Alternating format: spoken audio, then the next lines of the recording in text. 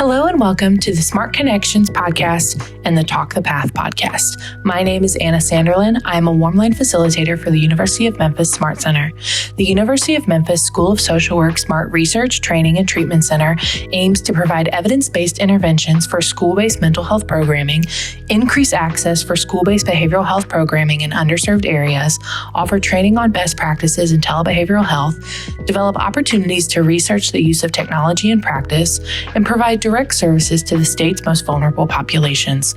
You can call the Smart Center at 901-678-1636. The University of Memphis Smart Center, in conjunction with the University of Tennessee, Knoxville, and the Tennessee Department of Mental Health and Substance Abuse Services, would like to present the Pathways to Behavioral Health Careers Project.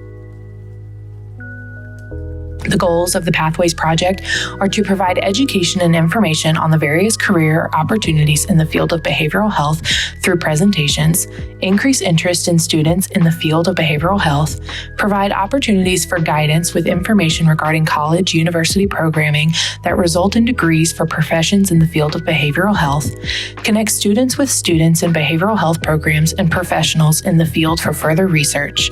This podcast will feature students and professionals in the field to give a clear picture of the daily duties of these roles and how they help support their communities. My name is Stephanie Lovins. I am a clinical social worker.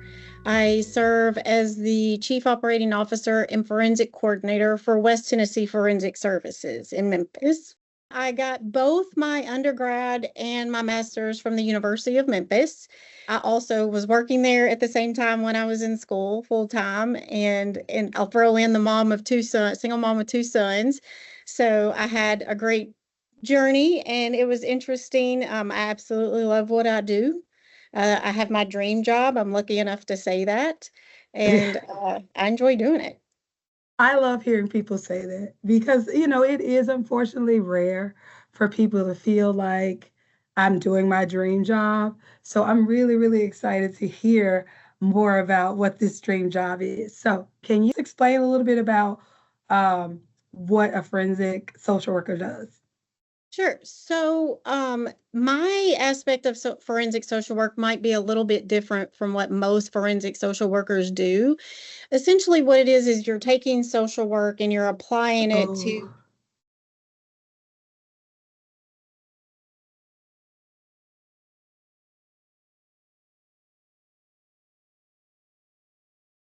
Uh-oh, can you hear me? I can hear you. Okay, I'm sorry. Your voice went out a little bit.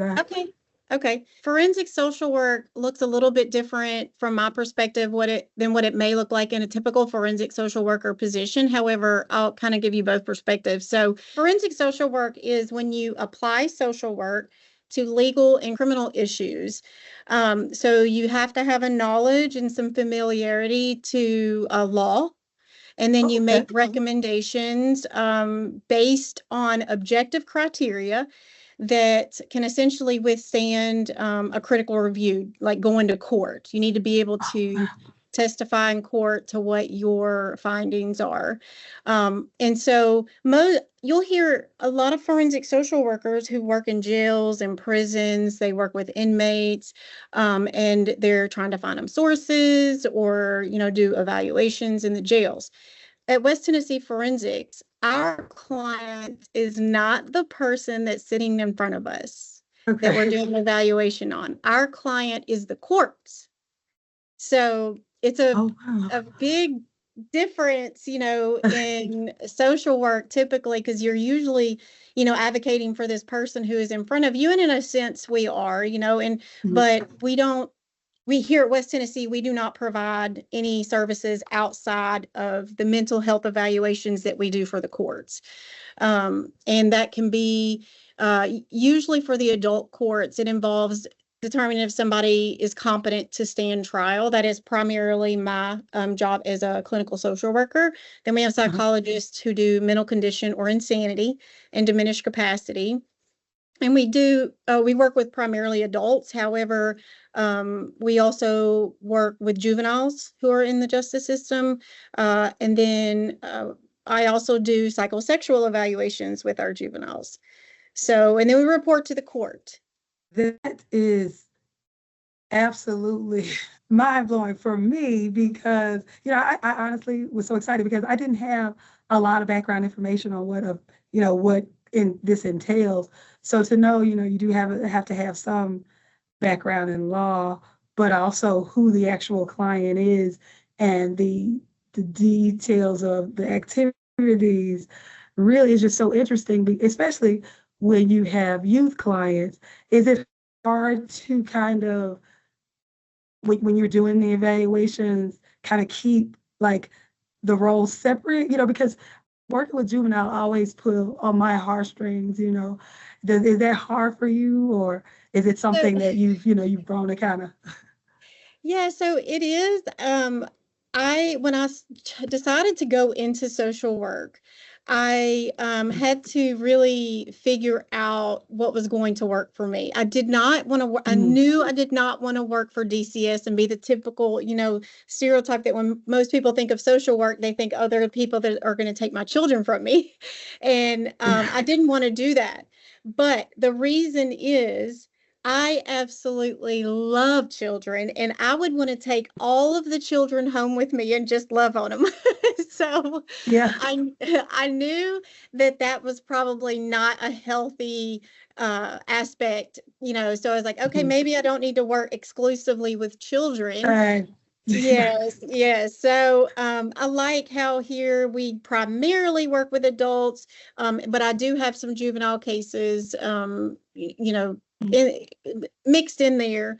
And, if I wasn't human, I might not get some sort of emotion from it, but I do, with anybody I see, because I'm seeing people at the worst time in their life and they're Mhm. in jail Mhm. or they have outstanding charges. And so being in the human aspect of the criminal justice system, it I would be lying if I told you I didn't have, emotions, Mhm. especially when it came to juveniles, especially whenever we are taking into consideration how they were raised, if they're, it's a cycle in their family, and what, we can do to try to help. Is we do make recommendations to the courts on services that they might benefit from or the level of their risk. Yeah, I completely agree with you. When you were talking about figuring out your, journey, and knowing that there were just some areas where it just would be significantly harder to do the job the way that it needs to be done because of your, like you said, love for children, or working with children who are vulnerable and need such high level of help. Tell me a little bit how you got into this, your journey into social work. Sure. So I actually started out in psychology at the University of Memphis, and I took one social work Oh, class as an elective. And so when I took that one class, I said, this is where I'm supposed to be. I oh, love working with people. I enjoy working with people. And I knew that I was like, okay, this is what I need to do. It was a big moment for me. But then I yeah, knew I had to narrow it down to what I wanted to do. And so I've always been intrigued by the whole crime and, criminal justice system. And so yeah. I did some Mhm. research and I found forensic social work. And University of Memphis, when I was there at that time, did not really have exposure to forensic social work. So I had to pave my way and reach out and find Okay. my own place to do an internship. And I Wow. truly lucked out whenever I found West Tennessee Forensic Services, because they are the only agency in Shelby County that actually has the sole contract. It's with Shelby County courts. And so, Wow. Wow. yes, the lady who is in my position, Miss Debbie Nichols, I spoke to her. She advocated for me. True, she's the epitome of social work. Advocated for me to come here, and I was able to do my internship. I was the first forensic social worker here, and Wow. so You trailblazer for sure. yes, yes. And so I also was lucky enough because of Ms. Nichols. She advocated for me to do my master's program internship at the public defender's office. And so that was the first one to do that there too at that time. Now they have social workers there, which I think is amazing. But at the time they did have like victim advocates, but they weren't, forensic social workers. And so now one of my other cohort, where she was graduated from there too, she works down there in in a position similar to this. So her duties though are very different from my duties here. But yeah, I think that's pretty cool because I was lucky enough to find the right people in this field to do what I wanted to do. And then, Right, so right. it didn't just fall into my lap though, because Yeah. when I graduated college, obviously, since West Tennessee Forensics is the only place that does this in Shelby County, I didn't have a job right away because the lady in this position was still doing it. So I did medical sales for a couple of years. I was not happy. I was good at it. My social work degree helped with Mhm. that actually. But she called me in February of 2019 and said, "Hey, Stephanie, I'm ready to retire. We don't want anybody else for this position, but we want you to take this position." And I started the next week. I told her, I said, "I will be there." Wow. Yes. So I was so fortunate to have everything fall into place for me because not many people can say they have their dream job, but I have Right. what I enjoy doing every single day. And that's how Yes, I and got here. deservedly so. Deservedly so after a journey like that. Not only did you, create a path to, gained employee. I was going Right. to ask you about challenges, but it sounded like you definitely encountered some with this being, singular position, singular contract source.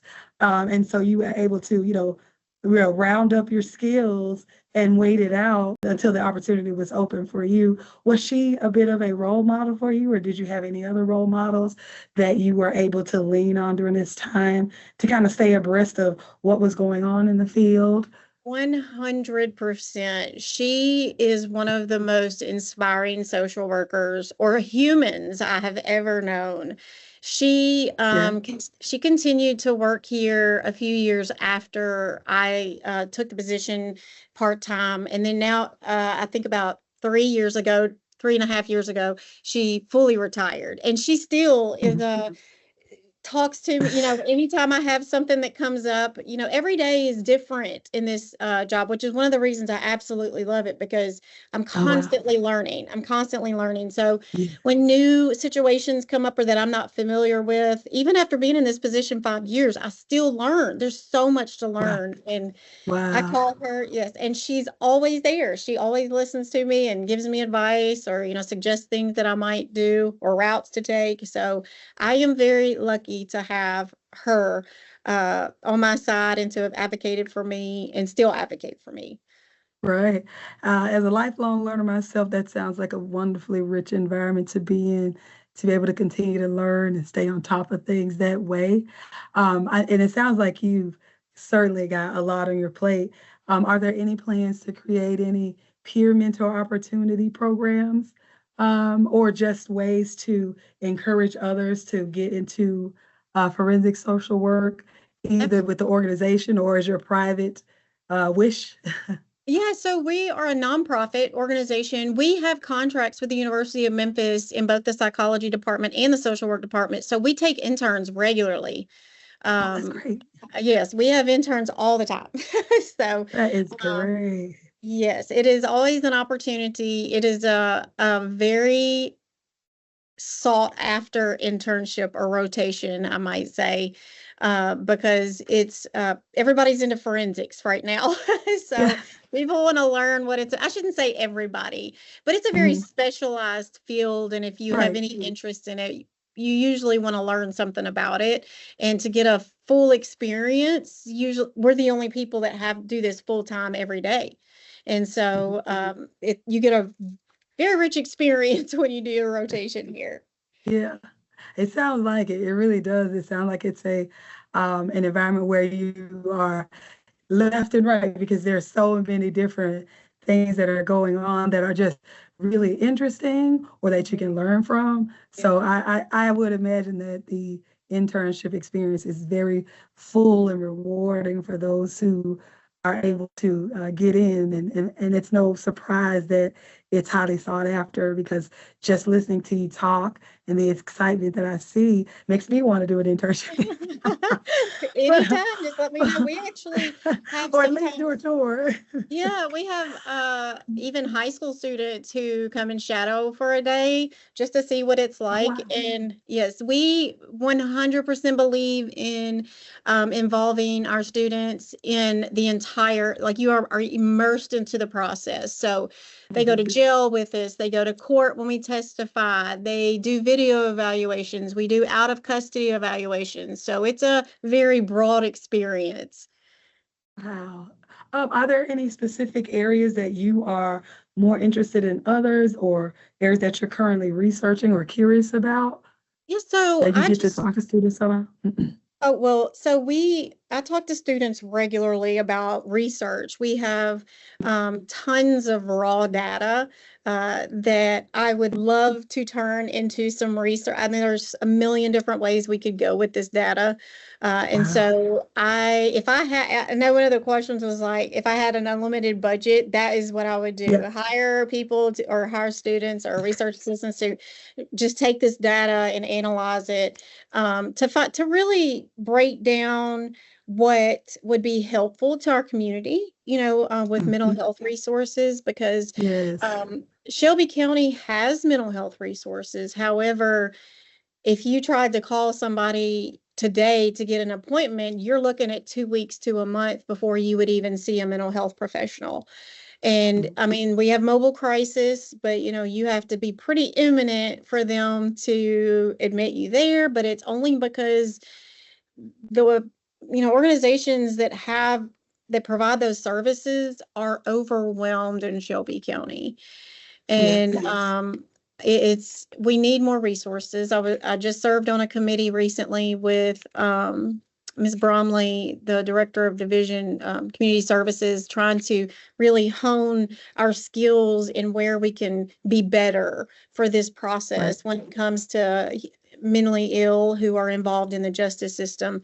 It's just a revolving door, the recidivism, and it's Mhm. they're homeless, there's substance use involved, many times a dual diagnosis with the substance use and mental illness. And they just get out and then they come back and then they get out and they come back. And so I would love Mhm. to really figure out how we can help those individuals if that was, possible, if they were willing to be involved in it. So Right. And it sounds like you guys could definitely serve in the gaps, because I wholeheartedly agree.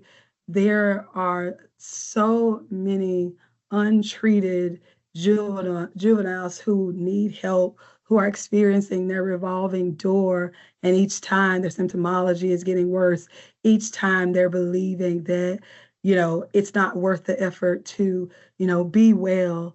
Each time the level of hope and faith that they have in change, is being drawn upon. So it's so wonderful to hear that you not only want to use, collected aggregate data to base these decisions on, because that's one of the best ways. What is the data telling us? How can we help? What has happened systematically to create this situation? That's what the data tells us. And, what groups need the most help, where are their vulnerabilities, and then pair that with best practices. It sounds like, you not only have the data to do that, but the heart and the desire, of course, and then the support of an agency and resources, hopefully to do that. And I know things move slow with those types of things, because it's a huge undertaking. You've got to crunch the numbers, you've got to then interpret, and then you've got to be solution based. What can we do with this? And then, of course, it's going to take a huge amount of resources, but you seem to be in a place where all of that can happen. And then, of course, you seem highly skilled enough to help develop that, of course, utilizing others around you and in your network. So, I mean, it's very moving to hear you speak of, the problems in that way, because we could all easily fall into the trap of throwing our hands up and, because we see so many things that tell us it's all out of control. But even if it is, there are things that we can do. And beginning with an agency like this, who has its hands on the pulse, who are talking directly and working directly with the ones who need this help, makes me feel hopeful as a practitioner, as a mom, as a Memphian, as a community member. So I'm really just so moved to hear you, speak about it in that way. So I just thank you, first of all, for that. I know that, you encountered probably lots of barriers, being in this environment, being a woman, there's just a lot of things that could, drain our hope, but it doesn't sound like you've hit that, place yet. So I'm really excited, especially since you're the only one in the position. And you did speak earlier about the unlimited budget. It would be so wonderful to have, but we don't. So we were working No, the you're right. parameters in which, I'll keep we dreaming have. though. I'll keep dreaming. So the last question I have for you is, what is the biggest surprise you've had in the last few months, and how did it affect you? A little light question to end the podcast. Yeah, so and I'm actually, it's not even work related. I just had my 50th birthday in January. Oh, happy Thank you. My birthday. husband, yeah, my biggest surprise was he invited family, and it was so exciting. I'm obviously a big advocate for family, and I love my family. I have Yes. amazing family. And that was probably my best surprise. But with work, I'm trying to think of a good surprise, and I haven't. Every day is different. So, and it's a challenge, like I mentioned Yes. earlier, and it takes a lot to surprise me, to be honest with you. It takes a lot to surprise me. And so, one of the questions I get in this rotation with students is, how do you separate your work from, your home, and keep healthy boundaries? Because I'm seeing people who have murder charges, rape of child charges, carjackings, and the things you see on the news. And um, I'm a firm believer in self-care. I tell all of my students that, make sure you take care of yourself when you're not at work. Do something for yourself, even if it's just sitting quietly to collect your Great thoughts after a advice. day, and find what is your why. My why has always been my sons and my family and my supportive husband, who always supports me and listens to me when I need to talk at the end of the day. But yes, that's I as I started, I have my dream job. There's nothing else I'd rather be doing. I'm exactly where I'm supposed to be. Well, that's amazing to hear, and such great advice. And it sounds like such a great husband to surprise you. First of all, happy belated birthday. And Thank you don't you. look 50. So that's a great Thank you. gift. Thank you. Thank you. But I also love that you take time to share out, to pour into him, and he's able to receive it in a way where it's not too heavy for him, and just be a good listening ear. And then you are in turn able to have that balance enough to give some guidance to your students about taking care of themselves in whichever way it gives them the highest return. So it sounds like you are living the dream, and I'm very excited and happy for you. I'm going to walk a little lighter today, knowing I met someone who is doing their dream job, but also is still having such a wonderful personal life, living with your boys and your husband. It's always good to see and experience that in other people, because I too have my dream job. I too have my boys. I too am, able to be an advocate. So I will walk lighter today, knowing that we have partnership, and that you are there working hard for all of those most in need. Did you have any additional comments or questions before we end the podcast today?